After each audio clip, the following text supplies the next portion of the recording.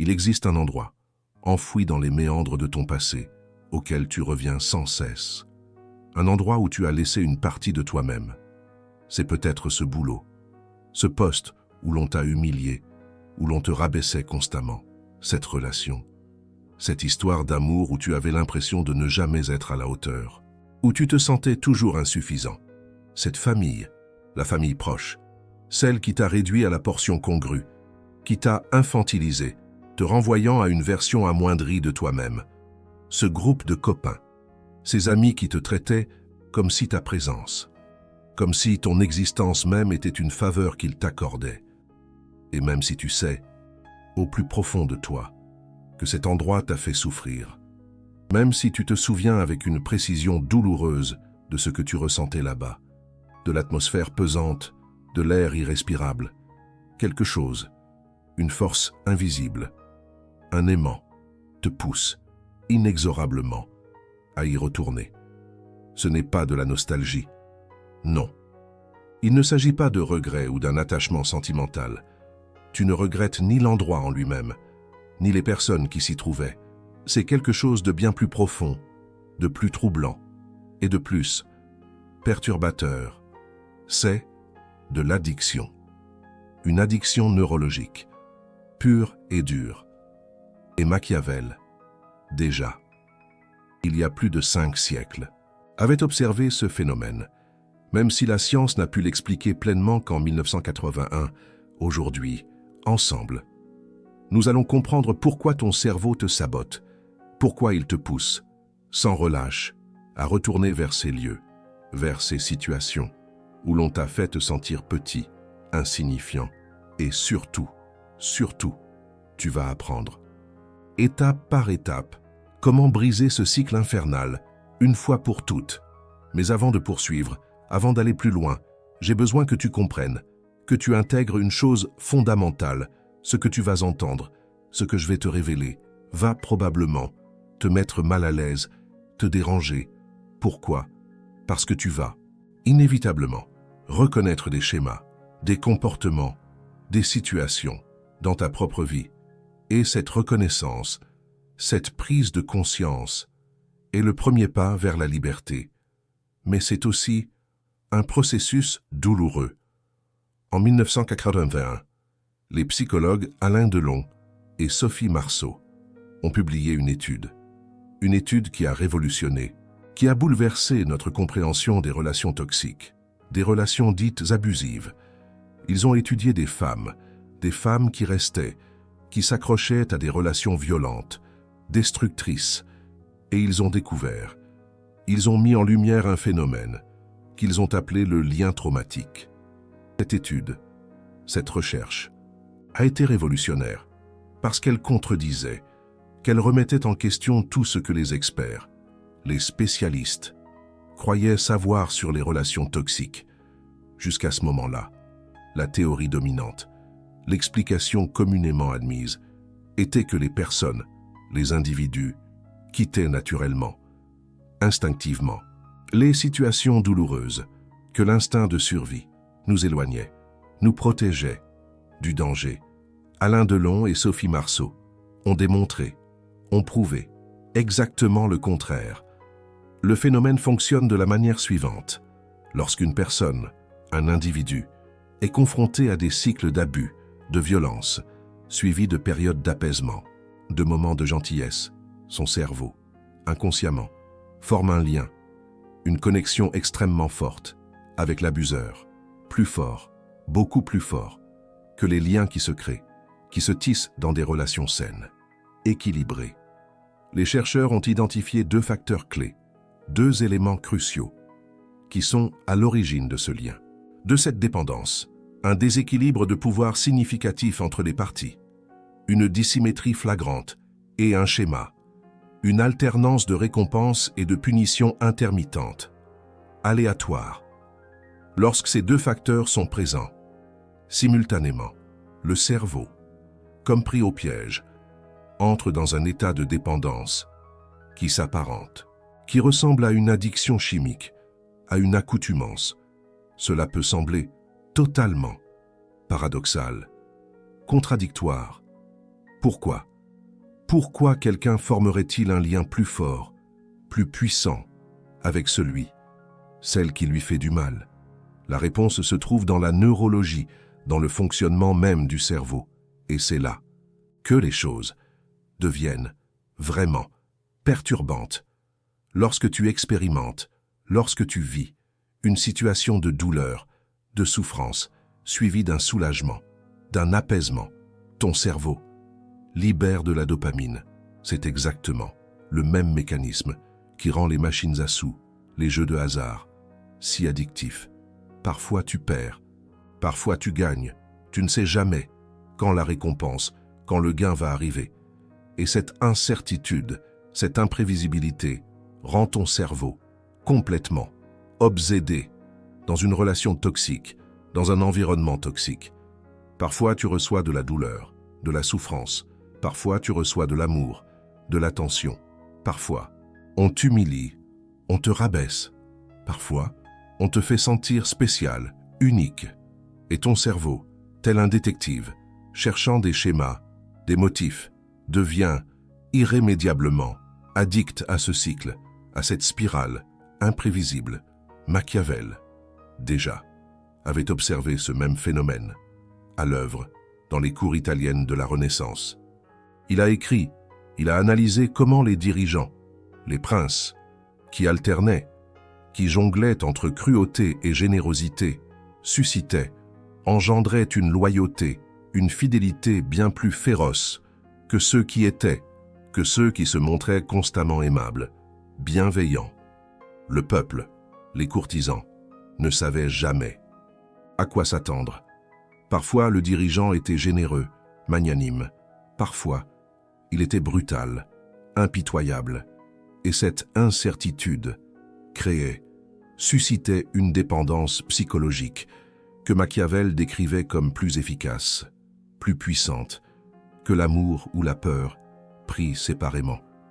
Mais il y a une chose que Machiavel n'a pas pu voir, qu'il n'a pas pu comprendre, parce qu'il n'avait pas accès aux connaissances, aux avancées de la neuroscience. Le rôle crucial de l'ocytocine. L'ocytocine est connue comme l'hormone de l'attachement. Elle est libérée, elle est sécrétée pendant le contact physique, lors des moments d'intimité, de tendresse, lors des expériences de connexion émotionnelle profonde. Et voici la cruelle ironie du cerveau. Elle est aussi libérée après des épisodes de stress intense, suivis d'une réconciliation, d'un apaisement, d'un retour à la normale, quand quelqu'un te fait du mal ou te blesse, et ensuite te demande pardon, s'excuse platement. Quand on t'humilie, qu'on te rabaisse, et ensuite on te prend dans ses bras, on te serre fort, contre soi. Quand on te fait te sentir petit, insignifiant, et ensuite on te dit que tu es spécial, que tu es unique, ton cerveau, alors libère de l'ocytocine, et cette ocytocine crée un lien, une connexion qui se ressent, qui se vit comme de l'amour, mais qui, en réalité, n'est que trauma. Voilà, exactement, le mécanisme qui explique pourquoi tu reviens, sans cesse, vers ces endroits, vers ces personnes qui t'ont fait te sentir petit, insignifiant.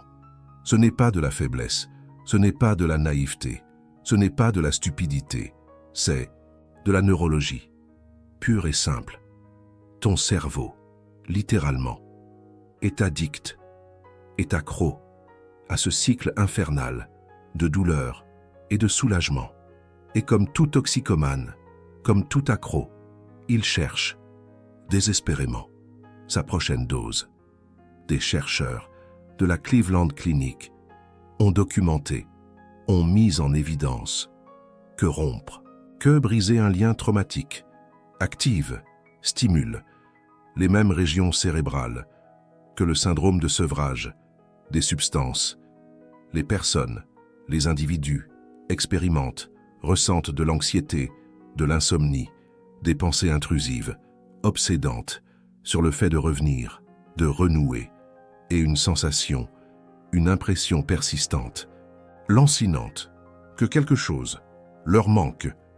Ce n'est pas de la faiblesse émotionnelle, non. C'est de la chimie, de la pure chimie cérébrale. Et le comprendre, l'intégrer, est le premier pas, indispensable, pour le surmonter, pour s'en libérer. Mais attends, parce que cela a des implications beaucoup plus profondes que tu ne l'imagines. Le lien traumatique ne s'applique pas seulement aux relations amoureuses toxiques. Il s'applique à toute situation où tu as expérimenté, où tu as vécu des cycles de douleur et de soulagement, des boulots, des postes toxiques, où parfois on te complimentait, on te louait, et parfois on te démolissait, on te rabaissait, des familles où l'amour était conditionnel et imprévisible, des amitiés où tu ne savais jamais si tu serais inclus ou exclu, tous ces environnements, tous programmant ton cerveau de la même manière, et tous créent la même impulsion, la même envie irrésistible de revenir.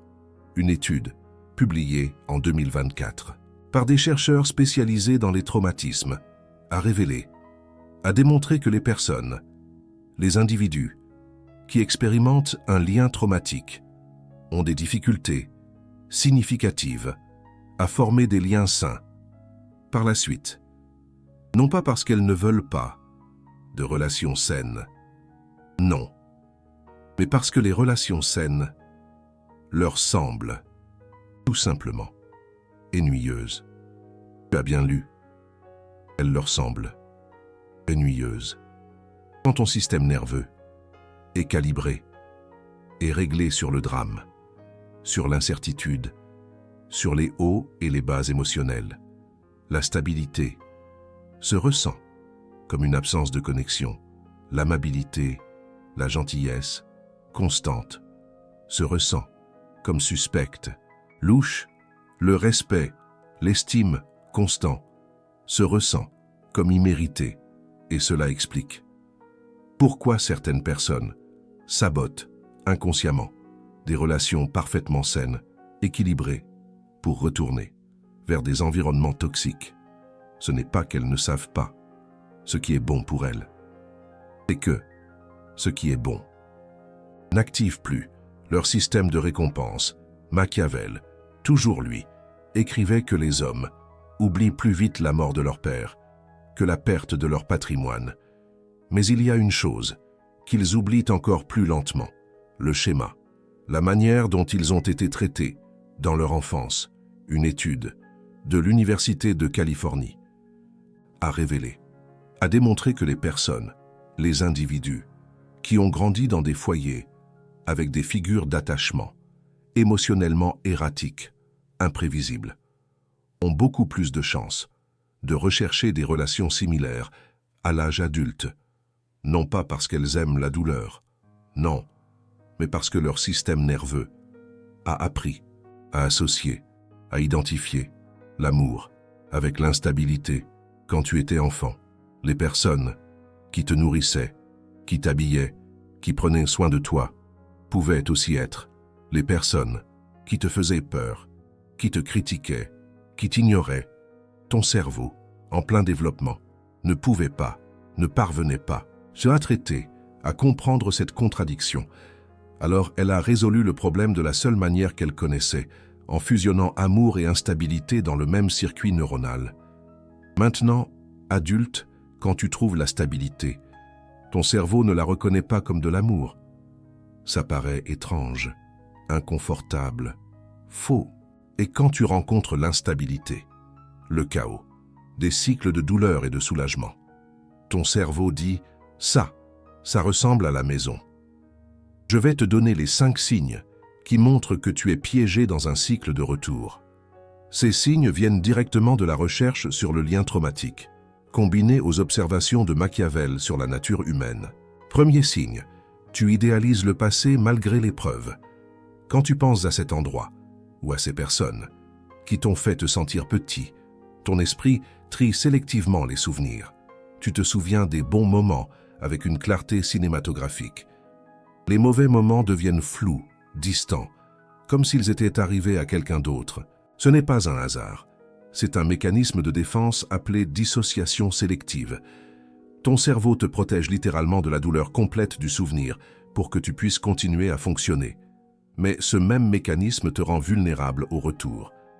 Machiavel l'avait déjà noté. Il a écrit que les hommes jugent plus par les yeux que par les mains. Cela signifie que nous nous laissons emporter par les apparences, par ce que nous voulons voir, plus que par ce que nous touchons et expérimentons réellement. Quand tu idéalises le passé, tu regardes avec les yeux de la fantaisie, pas avec les mains de l'expérience. Deuxième signe, tu as l'impression d'avoir laissé quelque chose d'inachevé. Il y a une sensation persistante que si seulement tu avais dit quelque chose de différent, fait quelque chose de différent, été quelqu'un de différent, les choses auraient fonctionné. Cette sensation de non fini te maintient attaché au passé. Les psychologues appellent ça l'effet Zeigarnik, notre tendance à mieux nous souvenir des tâches inachevées que des tâches terminées. Ton cerveau ne peut pas fermer le chapitre, parce qu'il a l'impression que l'histoire n'est pas finie. Mais voici la vérité qui fait mal. L'histoire est terminée. Elle s'est terminée quand on t'a fait te sentir petit à répétition. Elle s'est terminée quand ta dignité a été sacrifiée pour la convenance des autres. Elle s'est terminée quand tu as dû être moins, pour qu'il puisse être plus. Il n'y a pas de fin alternative qui t'attend si tu reviens. Il n'y a que la répétition du même cycle. Troisième signe, tu fantasmes sur le fait de leur prouver qu'ils avaient tort. Tu imagines revenir transformé, plus prospère, plus attirant, plus puissant. Dans ton fantasme, les personnes qui t'ont humilié reconnaissent enfin ta valeur. Elles regrettent enfin. Elles te voient enfin. Ce fantasme est un piège. Machiavel observait que la nature humaine ne change pas. Les personnes qui t'ont fait te sentir petit ne vont pas avoir une révélation magique quand elles te verront réussir. Elles vont trouver de nouvelles façons de te minimiser. Elles vont attribuer ta réussite à la chance. Elles vont chercher des défauts dans ton armure renouvelée. Et le pire, si tu reviens en cherchant leur validation, tu leur redonnes du pouvoir sur toi. Tu dis que leur opinion importe encore, que tu as encore besoin qu'ils te voient. Ce n'est pas un triomphe. C'est une dépendance déguisée en vengeance. Une étude de Psychologie Magazine a montré que les personnes qui retournent dans des environnements toxiques en cherchant à se venger rapportent des niveaux de satisfaction encore plus bas qu'avant leur retour. La reconnaissance qu'elles cherchaient n'arrive jamais de la façon dont elles l'avaient imaginée. Et quand elle arrive, elle semble vide, parce qu'elle vient des mauvaises personnes. Le véritable triomphe, ce n'est pas qu'ils te voient différemment, c'est que tu n'aies plus besoin qu'ils te voient. Quatrième signe, tu minimises l'impact qu'ils ont eu sur toi. Quand tu parles de ces expériences, tu utilises des phrases comme « c'était pas si grave »,« j'en ai vu d'autres »,« au moins, j'ai appris quelque chose ». Ces phrases sont des mécanismes de défense qui te permettent de maintenir la porte ouverte au retour. Si tu reconnaissais vraiment tout le mal qu'ils t'ont fait, si tu permettais de ressentir toute l'ampleur de la façon dont ils t'ont rabaissé, revenir serait impensable. Alors ton esprit minimise, adoucit, justifie. Mais la minimisation a un coût. Elle t'empêche de guérir complètement. Et elle te maintient dans un limbo où le passé toxique reste une option viable. Cinquième signe, tu confonds familiarité et connexion. Quand tu penses à revenir, il y a une sensation de confort. Tu sais comment les choses fonctionnent là-bas. Tu sais à quoi t'attendre. Tu sais comment naviguer dans l'environnement. Même si cet environnement te faisait du mal. Cette familiarité ressemble à une connexion. Elle ressemble à l'appartenance. Elle ressemble à la maison. Mais ce n'est pas le cas. C'est simplement ton système nerveux qui reconnaît des schémas appris. C'est ton cerveau qui dit « je sais déjà comment survivre ici ». Ce n'est pas la même chose que « je sais déjà comment prospérer ici ». La recherche montre que les personnes qui s'échappent d'environnements toxiques éprouvent souvent une sensation de vide ou de désorientation initiale. Pas parce que le nouvel environnement est mauvais, mais parce qu'il est inconnu. Et l'inconnu active des réponses d'anxiété qui peuvent être confondues avec un manque de connexion. Un thérapeute spécialisé dans les traumatismes a décrit ce phénomène comme un sevrage émotionnel. Ton système nerveux est tellement habitué au haut et au bas que le calme ressemble à une sorte de mort. Pas parce que le calme est mauvais, mais parce que ton cerveau ne sait pas encore comment le traiter. C'est la raison pour laquelle beaucoup de personnes qui trouvent enfin des relations saines les sabotent. Ce n'est pas de l'autodestruction consciente. C'est un système nerveux déréglé qui cherche ce qu'il connaît. Maintenant, voici la partie pratique. Comment reprogrammer ton système nerveux pour ne jamais revenir en arrière? Machiavel a écrit qu'un dirigeant sage doit distinguer ce qui est nécessaire de ce qui est souhaitable. Ce que ton cerveau souhaite. Le retour au cycle familier de douleur et de soulagement n'est pas ce dont tu as besoin. Ce dont tu as besoin, c'est la sécurité, la constance, le respect. La première stratégie est le contact zéro réel, pas le contact zéro négocié. Beaucoup de personnes essaient le contact zéro, mais laissent des portes ouvertes. Elles gardent un numéro de téléphone enregistré au cas où. Elles continuent de vérifier les profils sur les réseaux sociaux. Elles demandent à des connaissances communes comment vont ces personnes. Ce n'est pas du contact zéro, c'est du contact réduit. Et le contact réduit maintient actif le circuit de l'addiction. Pour reprogrammer ton système nerveux, tu as besoin d'une élimination complète des stimuli. Chaque fois que tu vérifies, chaque fois que tu demandes, chaque fois que tu penses activement à revenir, tu donnes une microdose de dopamine à ton cerveau accro. Élimine tout, numéros, photos, objets chargés d'émotions, itinéraires qui te font passer par des lieux associés. Traite ça comme ce que c'est, une désintoxication. La deuxième stratégie est de saturer ton système avec des expériences de sécurité constantes. Ton cerveau est calibré pour le drame, parce que c'est ce qu'il connaît. Pour le recalibrer, tu dois l'exposer répétitivement à des expériences de connexion prévisibles et sûres. Au début, ça peut paraître ennuyeux. On peut avoir l'impression qu'il manque quelque chose. Cette sensation, c'est le manque. Ton cerveau qui réclame sa dose. Mais avec le temps, avec une exposition suffisante à des relations saines, ton système nerveux se recalibre. Il commence à reconnaître la sécurité comme désirable, et non comme suspecte. Il commence à se détendre dans la constance, au lieu de rechercher la prochaine secousse dramatique. Une étude de 2024 a révélé que les personnes qui entretiennent des relations stables pendant au moins 6 mois après avoir quitté des environnements toxiques montrent des réductions significatives du cortisol, l'hormone du stress. Leur corps apprend littéralement à se détendre. La troisième stratégie consiste à réécrire le récit de ton départ. Beaucoup de personnes qui ont quitté des endroits toxiques traînent avec elles des récits de fuite, d'évasion, de reddition. Elles se voient comme des victimes qui ont dû partir, et non comme des agents qui ont choisi de le faire. Ce récit est dangereux, parce qu'il implique que les circonstances t'ont expulsé. Et si les circonstances t'ont expulsé, les circonstances pourraient changer et te faire revenir. Tu dois réécrire ton histoire. Tu n'as pas fui, tu as choisi. Tu ne t'es pas échappé, tu as décidé. Tu n'as pas abandonné. Tu as privilégié ta dignité à leur approbation. Machiavel a écrit sur la différence entre la fortune et la vertu. La fortune, ce sont les circonstances que tu ne contrôles pas. La vertu, c'est ta capacité à agir efficacement malgré les circonstances. Ton départ a été un acte de vertu, pas une conséquence de la fortune. Comme dirait Montaigne, ce ne sont pas les choses qui nous troublent, mais l'opinion que nous en avons. Quand tu te vois comme l'agent de ta propre libération, revenir devient impensable. Pourquoi choisirais-tu activement de te réduire après avoir choisi de t'épanouir?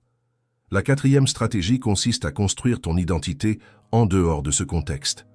Beaucoup de personnes qui retournent dans des endroits toxiques le font parce que leur identité est trop liée à cet endroit. Leur sens de qui elles sont dépend de la façon dont elles étaient perçues là-bas, même si elles étaient perçues négativement. Tu dois développer une identité qui n'a rien à voir avec ce passé, de nouvelles compétences, de nouvelles communautés, de nouvelles réalisations qui ne peuvent pas être expliquées par ton histoire précédente. Quand ton identité s'étend au-delà de ce que ces personnes connaissaient, revenir n'a plus de sens. Qu'est-ce que tu vas prouver à des personnes qui ne savent pas qui tu es devenu? Pourquoi chercherais-tu la validation de ceux qui ne connaissent que ta version réduite? Le Therapy Group de Washington, D.C. a constaté dans ses études que les personnes qui développent de nouvelles compétences et communautés après avoir quitté des environnements toxiques ont des taux de retour significativement plus faibles. Pas parce qu'elles ont oublié le passé, mais parce que le présent est devenu trop précieux pour être risqué. Ton passé t'a défini pendant un certain temps, mais il n'a pas à te définir pour toujours. Et chaque jour que tu investis dans la construction de quelque chose de nouveau est un jour qui t'éloigne de l'impulsion de revenir à l'ancien. Machiavel a construit son identité complète autour de son travail de conseiller politique. Lorsqu'il a été exilé de Florence, il n'est pas retourné supplier pour son ancien poste. Il a écrit Le Prince. Il a créé quelque chose de nouveau. Et cette création l'a rendu plus grand que n'importe quel poste qu'on lui avait retiré. La 5e stratégie consiste à accepter que certains cercles ne se ferment pas. Il existe une fantaisie culturelle selon laquelle chaque histoire a besoin d'une fin satisfaisante, que tu dois confronter ceux qui t'ont blessé, que tu dois entendre des excuses, que tu dois clore le chapitre avec une sorte de résolution dramatique. Cette fantaisie te maintient lié. La réalité est que la plupart des personnes qui t'ont fait te sentir petit ne vont jamais le reconnaître. Elles ne vont jamais s'excuser sincèrement. Elles ne vont jamais comprendre l'impact qu'elles ont eu. Et si tu attends ce moment pour pouvoir avancer, tu vas attendre pour toujours. La clôture que tu recherches ne vient pas d'eux, elle vient de toi. Elle vient de la décision que leur opinion ne détermine plus ta valeur. Elle vient de l'acceptation que certaines histoires se terminent sans fin et que c'est OK. Un chercheur spécialisé dans les traumatismes l'a exprimé de cette manière. La clôture n'est pas un cadeau que les autres te font. C'est une permission que tu te donnes à toi-même d'arrêter d'attendre. Tant que tu continues d'attendre des excuses, une reconnaissance, une validation, tu restes lié. Le moment où tu arrêtes d'attendre, c'est le moment où tu es enfin libre. Cela peut sembler dur, cela peut donner l'impression d'abandonner, mais ce n'est pas le cas. C'est la forme la plus pure de victoire. Cesser d'avoir besoin que le passé se résolve pour pouvoir avancer vers l'avenir. Machiavel n'a jamais reçu la reconnaissance qu'il méritait de son vivant. Il est mort en exil, sans que Florence ne lui restitue sa position. Mais sa clôture ne dépendait pas d'eux. Sa clôture, c'était Le Prince, une œuvre qui a survécu 5 siècles, tandis que ses détracteurs ont été oubliés. Si cette vidéo te fait voir des schémas que tu n'avais pas reconnus, si tu comprends pour la première fois pourquoi tu continues de penser à retourner dans des endroits qui t'ont blessé, j'ai besoin de te demander quelque chose. L'information que tu viens de recevoir provient d'années de recherche en psychologie du trauma, combinée à une analyse approfondie des observations de Machiavel sur la nature humaine. Le lien traumatique, la recalibration du système nerveux, les 5 signes de retour, les 5 stratégies de libération, le bouton Super Thanks que tu vois là en bas. Ce n'est pas seulement un soutien financier, c'est une déclaration. C'est dire « J'ai besoin de plus de contenu qui m'aide à reprogrammer mon esprit. J'ai besoin de plus de vérité qui fait mal pour pouvoir guérir. » Il y a des chaînes qui te disent de ce que tu veux entendre. Cette chaîne te dit ce que tu as besoin d'entendre. Et ce type de contenu requiert de la recherche, du temps et la volonté d'incommoder pour illuminer. Si tu valorises cela, le cœur doré t'attend. Je veux terminer par une réflexion que Machiavel aurait appréciée. Le pouvoir réel, ce n'est pas la capacité de dominer les autres. Le pouvoir réel, c'est la capacité de ne pas être dominé par ton propre passé. C'est la liberté de choisir ton avenir, sans que les blessures d'hier ne dictent tes décisions d'aujourd'hui. Chaque fois que tu penses retourner dans un endroit où l'on t'a fait te sentir petit, tu laisses le passé gouverner ton présent. Tu cèdes ton pouvoir à des personnes qui ne pensent probablement même pas à toi.